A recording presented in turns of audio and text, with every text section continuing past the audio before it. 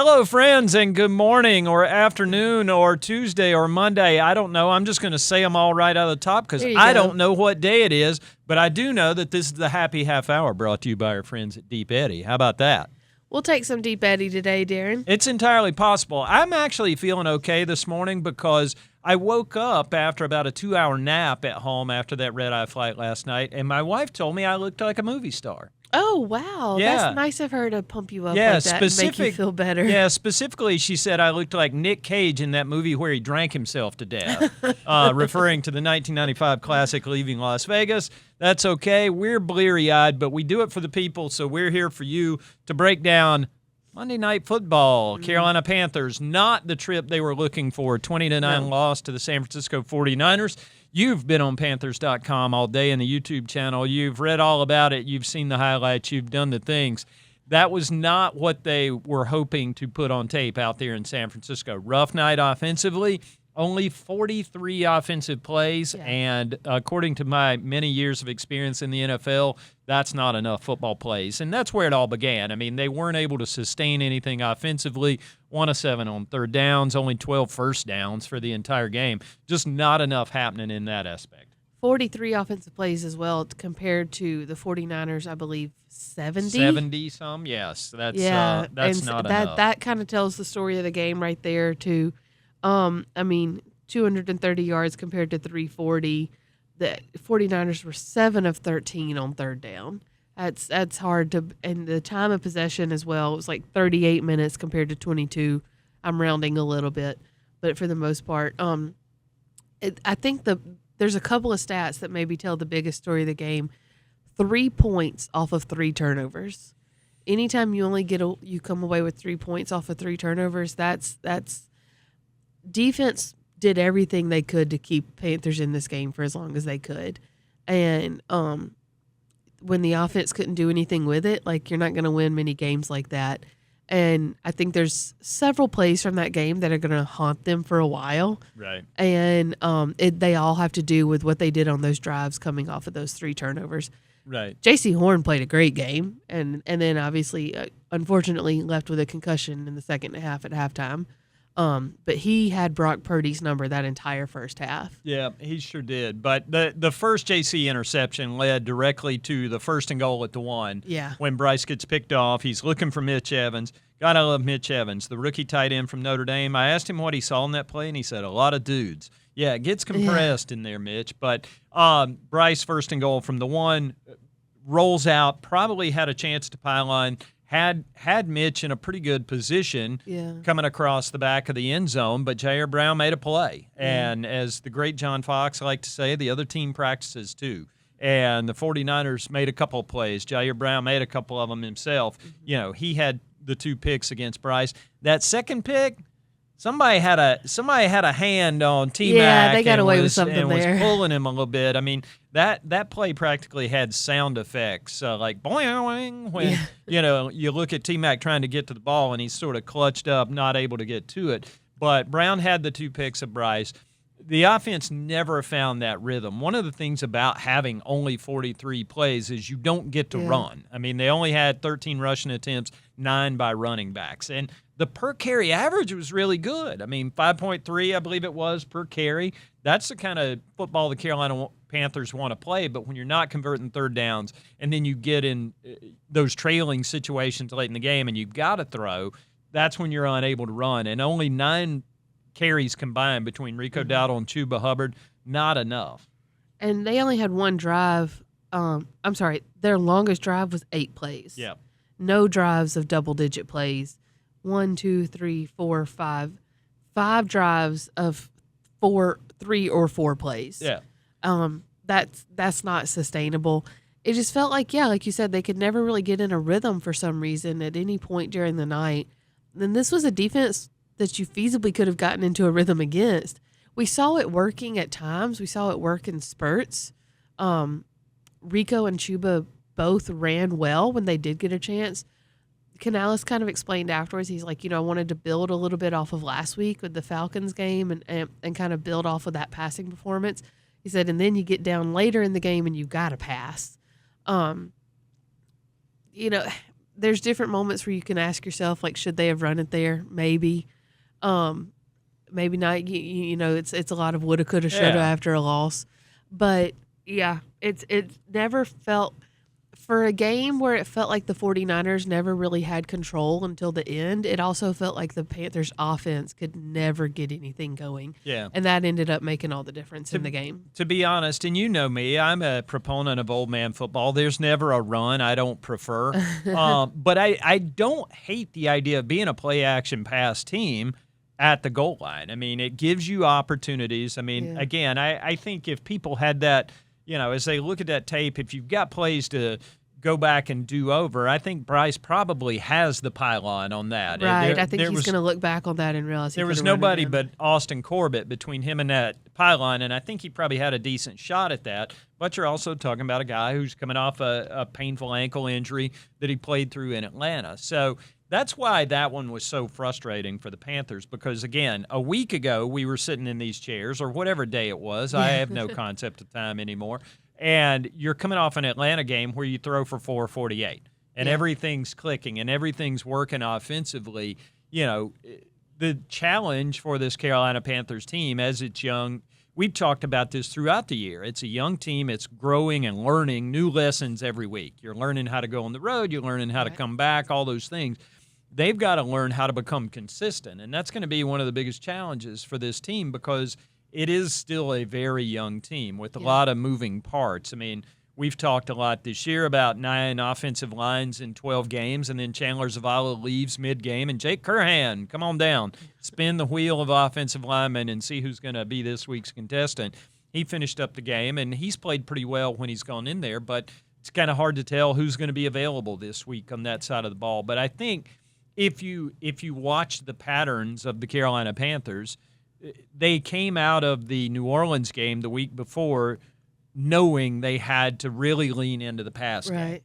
They come out of this week's game saying, why weren't you able to sustain a run game? Why weren't you able to stay in balance? I mean, traditionally, if you look at the patterns of this Carolina Panthers team in the year of our Lord 2025, this is the week when they come back and run. Right. This is the week. The pendulum swings the other way. Yeah, I mean, and those kind of swings are kind of what you expect with a young team. I mean, that's being consistent is the final lesson. Yeah. That's like self-actualization up here at the top of Maslow's hierarchy of needs. And it takes time and experience and having gone through these things, and you feel like there's going to be a spot. I love talking to Chuba after games anyway because Chuba's lived a life here in 5 seasons. Chuba has seen some things, my friends, and he had 2 head coaches and 2 interims before he ever met Dave Canales and has become kind of one of the elders in that room despite being 25, 26 years old. And Chuba after that game was like, listen, everything's still in front of us. Yeah. We're still in a good position. And again, the Carolina Panthers are 6-6, 12 games into a football season. And I think if a lot of people offered you that in August, you'd have probably signed for that, up to and including Dave Canales and Dan Morgan. But obviously, it's come in a way that's made people feel some sort of way. When you have big wins, when you go to Atlanta, you win 3 straight on the road, do what you did in Green Bay, do what you did in Atlanta, it gets people excited, and there was a lot, on their plate. They woke up yesterday morning tied for first in the NFC South after the Bucs lost to the Rams, and so that kind of added that emotional punch to that thing, which, had people feel in some sort of way somewhere around midnight last night. And, I mean, to your point, you've seen them work on the things that needed addressing, and now it's about putting it all together. And there's probably something to be said for putting, as the season evolved, and this is human nature, putting more expectations there than should have been. And, I mean, we're just as guilty of it as anybody. And so, maybe there is a little bit of sobering reality there. Now, how do you bounce back from that? Something that I think is interesting, and take this with a grain of salt because the Los Angeles Rams are 9-2. But the 5, let me see if I'm doing this right. No, I'm sorry. 4 of the 6 losses so far have been followed with a win. After week 2, come back and win against Atlanta in week 3. After losing against Patriots in week 4, come back and win against the Dolphins week 5. Week 8 versus the Bills, win versus Week 9 Packers, so on and so forth. Lose versus the Saints, win versus Atlanta. You'd rather not be that good at getting out of trouble because it means you're in trouble. It's like Seve Ballesteros playing out of the rough. There's your 50-year-old sports reference that Cassidy has no idea what I'm talking about. But and obviously that's a high task this week against the top team in the NFC and one of the best offenses and defenses in the NFL right now. But how do you make sure to not let one loss become 2, and really more importantly, not let it become 3 and then 4 when you do still have 3 division games in front of you? So what is your response to it? How do you sort of find that consistency? That's going to be the question this week, and on a short week nonetheless. Yeah, and it is. There were good things to take out of that game, as you mentioned up at the top. 3 picks in the first half. J.C. Horn 2, Mike Jack 1. Yeah. J.C. Horn was Brock Purdy's leading receiver in the first half of that game and put the Carolina Panthers in a lot of good positions. The pass defense held on in a way to give them opportunities to stay in that game, even though the offense was kind of struggling to get its feet underneath it. Yeah. Now, good news, bad news. That secondary may not look like that next week because, as you documented on Panthers.com last night, among other things, J.C. Horn leaves that game with a concussion. Yeah. Concussion protocol takes its own time. I mean, J.C. was up being J.C. after the game, but the independent neuro is going to decide whether he's able to play this week or not. That determination won't come until later in the week. We'll see how it goes. Obviously, our first and foremost concern is with J.C. Horn's health because we care about J.C. as a human being. But that's a medical decision that will get made on its own. There's another decision that's going to get made at 345 Park Avenue, probably in the next 24 to 48 hours. Trayvon Merrick. Not great, pal. That's not great, Bob. He was a little frustrated after that game and gave Juwan Jennings a shot to the shorts that, might have had some mitigating factors leading up to it. Jennings is a aggressive player. Mm-hmm. He gives people kind of that Steve Smith treatment of get in your face, try to get you out of your game and rattle you a little bit. And he did it. Steve did that to people. People did that to Steve over the years, and that's kind of Jennings' game. He's a physical guy. He ain't afraid to take a shot. And so in the buildup of that and in the frustration, Trey gave him a little uppercut there below the belt, which maybe probably definitely should not have done. Yeah, and we'll find out what the league's response to that is. Obviously, they've cracked down on things like that this year. Does that happen with Trayvon Merrick here, or is that considered, Right. You saw Jamar Chase get suspended for a week for spitting on a dude versus punching him in the shorts. Where do you draw the line on that? I don't know. I'll leave that to smarter people than me to decide. We'll find out. But there is a possibility. So between JC and the concussion protocol, Trayvon's potential eligibility questions, Corey Thornton, poor Corey. Bless his heart. That kid had done everything right up to this point in the season, had finally broken through, gotten his chance to play a lot of snaps. Big physical corner, confident kid, works hard every day. Leaves that game on crutches and in a cast on his way out of the locker room, and that's a tough sign. So, the Panthers finished that game last night with Mike Jack, Shaw Smith-Wade, who's basically been a nickel his entire time in the NFL. He was back outside for the first time since college, and a Caleb Evans, a special teamer, the gunner, coming in to finish the game at cornerback. Now you could be looking at those 3. Maybe you call up a Kalen King from Christ. I don't know. They're going to be looking for a lot of answers depending on what the medical says later today. And then at safety, Lathan Ransom, Damani Richardson, Nick Scott, come on down. Yeah, this is your time now. Mike Jack actually shouted out Kalen King last night and said that's a name fans need to know. I remember during training camp, he's a rookie. Mm-hmm. He spent training camp with the Packers and got a lot of praise coming out of that training camp. A lot of people were surprised the Packers didn't put him on the 53 and thought that they would, just thought that he had earned a spot, but they had a pretty deep safety or pretty deep corner room already. And so he ended up on the practice squad. And then, he ended up cut. I'm sorry. Panthers picked him up and put him on their practice squad here. But somebody that has impressed and catches your eye during practice here and there, he just kind of can't help but draw your eye. So somebody that we'll keep an eye on this week. Yeah.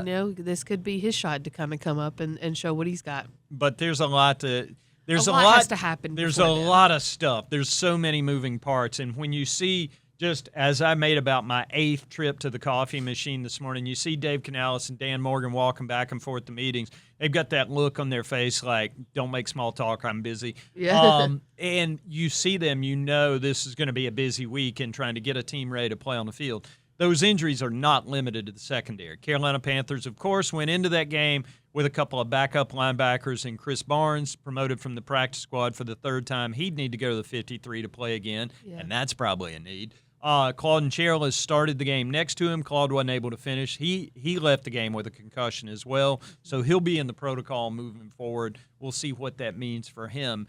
Then you get into that game. Chris Barnes is out there, and all of a sudden Bam Martin-Scott, the rookie from South Carolina, is out there running alongside him. And Bam Martin-Scott is a rookie with all that entails, but he's making his rookie mistakes fast because that's a big physical guy. So he was running around out there and made a couple of plays, but that linebacker level, we don't know what Roseboom's status is for this week. Again, a short week complicates everything, and this is practically a Thursday night game because you're coming off a Monday night West Coast road trip. You come home, here's Thanksgiving in front of you, and all of a sudden, you know, you're trying to figure out who to put on the field. So we'll see what that I anticipate roster moves between now and Sunday's game for sure. We'll see what happens with Trevin Wallace this week too. They tried to get him ready to practice and just couldn't get him ready enough to practice last week.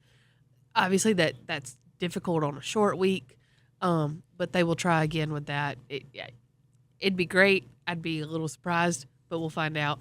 But obviously, if you could get him back, that would be huge. Yeah, but no doubt. Don't forget, too, you still have, like I said, 3 division games in front of you. Rams is an NFC game, very important.